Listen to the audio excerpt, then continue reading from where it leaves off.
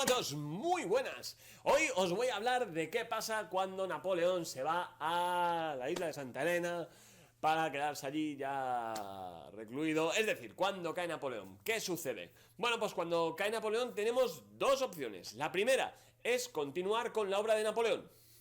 Oye, ¿por qué no? ¿Verdad? Tenemos toda la ilustración puesta en marcha con este hombre. Es verdad que un poco a las bravas, pero puesta en marcha. Tenemos mecanismos más o menos democráticos, tenemos una serie de derechos instaurados y tenemos una liberalización en general contraria a las estructuras que había anteriormente, que son las de antiguo régimen. Esa es la opción 1. La opción 2 es volver al antiguo régimen. Es decir, volver a esas monarquías absolutas, volver a esa economía intervenida por el monarca y por el Estado, volver un poco a todo eso, al sistema estamental, etcétera, etcétera, ¿verdad? Bueno, el ser humano no es muy de cambiar así porque sí, así que terminó petándolo la segunda. Por eso, este periodo se llama restauración. ¿Pero qué es la restauración? Vale, la restauración es básicamente el sistema que se montan los ganadores de Napoleón para volver a lo que había antes. Uno de los mayores precursores va a ser un austriaco llamado Metternich, que va a apostar por tres objetivos básicos. Estos tres objetivos son: 1. El legitimismo. ¿Qué significa esto? Pues significa que vamos a volver la corona a sus legítimos dueños, porque vamos a ser sinceros, los monarcas entienden que el Estado es suyo, y cuando digo suyo es de su propiedad, ¿vale? Entonces estas casas reales que habían sido depuestas, en algunos sitios decapitadas, van a volver a sus países de origen. Es decir, en España van a volver los Borbones, en Francia van a volver los Borbones, etcétera, etcétera, etcétera. Bien, por supuesto, estos volverían con el sistema que había anteriormente, obviando todo lo que se había hecho hasta entonces. Por tanto, van a instaurar de nuevo esas monarquías absolutas. Segundo, el equilibrio. El equilibrio va a ser uno de los pilares básicos y fundamentales. No queremos que vuelva a haber un Napoleón que invada prácticamente Europa.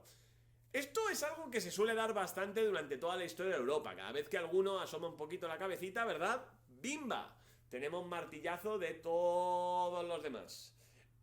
Pasó con Felipe II, pasó con Napoleón, pasará con Hitler, unos incomprendidos en general. Es broma, no soy nazi.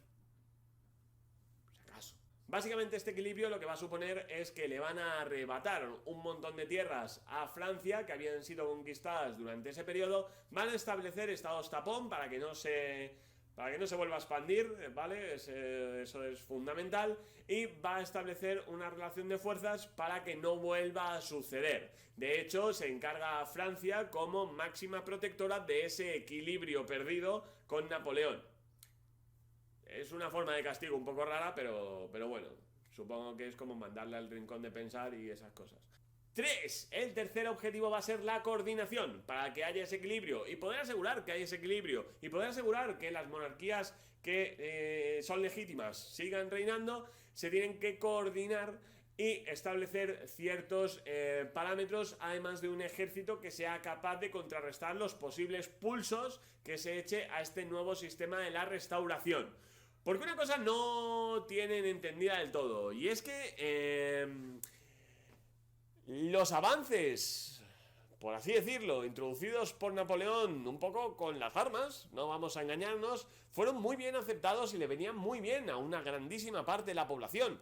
Esta grandísima parte de la población ya ha probado las mieles del éxito y bueno, es bastante probable que intenten volver a recuperar ese estatus que la restauración le está quitando. De hecho, pese a que la restauración triunfa, no tardan en aparecer numerosos problemas y numerosas revueltas y revoluciones que intentan acabar con este nuevo sistema de la restauración. Esto de lo que vamos a hablar ahora se llaman las revoluciones liberales del siglo XIX y van a ser básicamente tres oleadas. La primera, que es en los años 20, la segunda, que es en los años 30 y la tercera, que es en 1848 o la llamada Primavera de los Pueblos. Y aquí vamos a ver cómo se dan varias revoluciones que tienen como objetivo romper con este sistema. La primera, en la de 1820, comienza en España. Y es que Riego hace un pronunciamiento en Cádiz e intenta, y de hecho consigue, imponer un Estado liberal con la Constitución de 1812. ¿Qué significa esto? Pues que va a surgir una serie de movimientos internacionales que, imitando el movimiento de Riego, van a intentar restaurar ese liberalismo perdido con el sistema de la Restauración. Pero aquí vienen el segundo y el tercero de los principios de la Restauración. Francia mandará, recordemos, Francia era la garante de este sistema.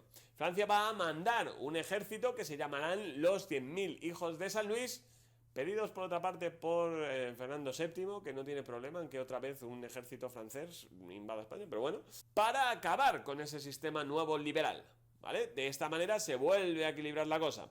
Por otra parte vamos a tener también movimientos nacionalistas, como el que surgirá en Grecia, que se va a independizar del Imperio Otomano. Curiosamente, donde falla el movimiento liberal, triunfa el movimiento nacionalista griego. ¿Por qué? Por varias razones. Primera, porque no atenta contra el equilibrio. Grecia en ese momento da igual, no supone absolutamente ningún cambio en el sistema de correlación de fuerzas europeo.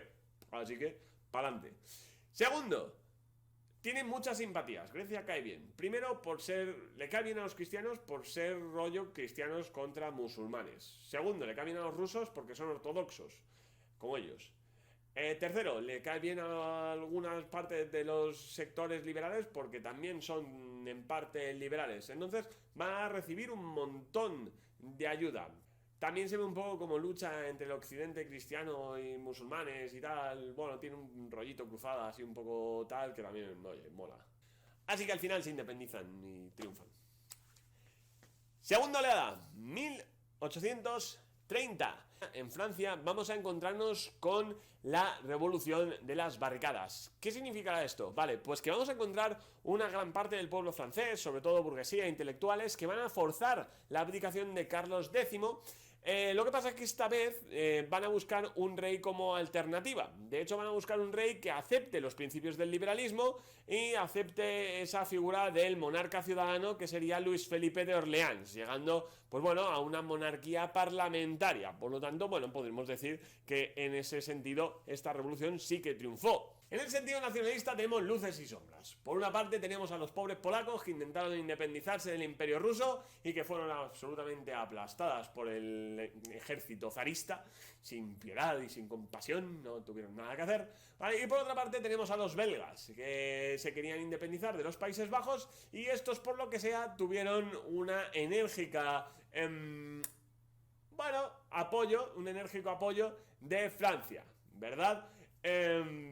Bueno, en la región francófona de los Países Bajos, bueno, quizá a lo mejor Francia tenía otros planes, ¿no? Para esta zona en concreto. La cosa pintaba mal. Bélgica era un pez pequeño que podía conseguir la independencia si se lo proponía junto con Francia, pero probablemente terminase siendo un país satélite dominado por Francia. Por eso Gran Bretaña termina apoyando la independencia y no solo apoyando, sino haciéndose garante de la independencia belga. Esto significa que por escrito firmaron que si alguna vez la independencia de Bélgica se veía amenazada, intervendrían militarmente.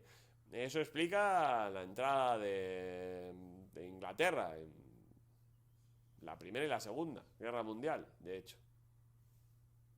Oye, por lo menos se puede decir que cumplen lo que firman. No está mal, no se puede decir de todo el mundo.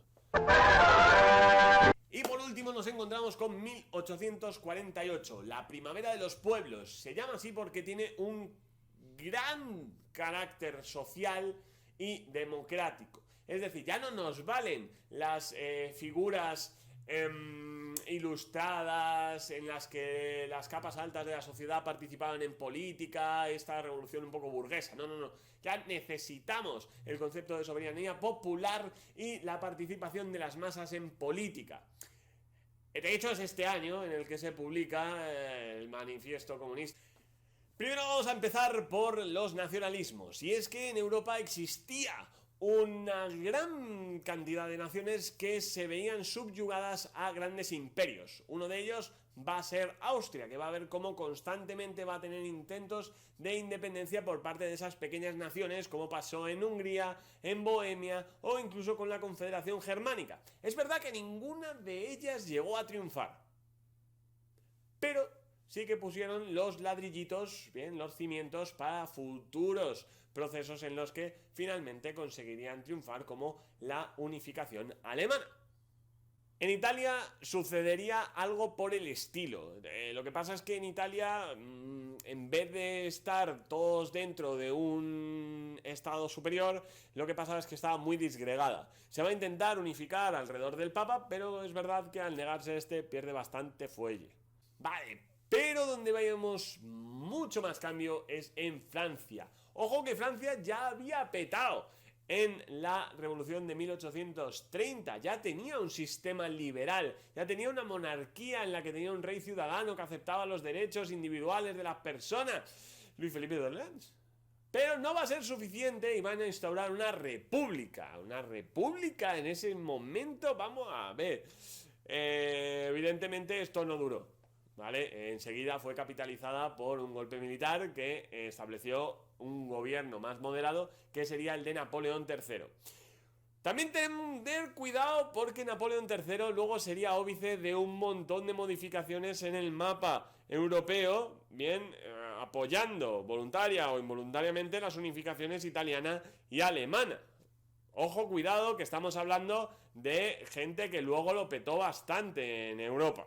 Lo que sí que vamos a tener de cambio, y esto sí que es importante, es la introducción de ciertas reivindicaciones sociales, como el sufragio universal o incluso derechos laborales que, si bien es verdad que no consiguieron, sí que pusieron las bases de lo que luego sería el movimiento obrero, como la reivindicación de la jornada laboral de 10 horas o el derecho a huelga.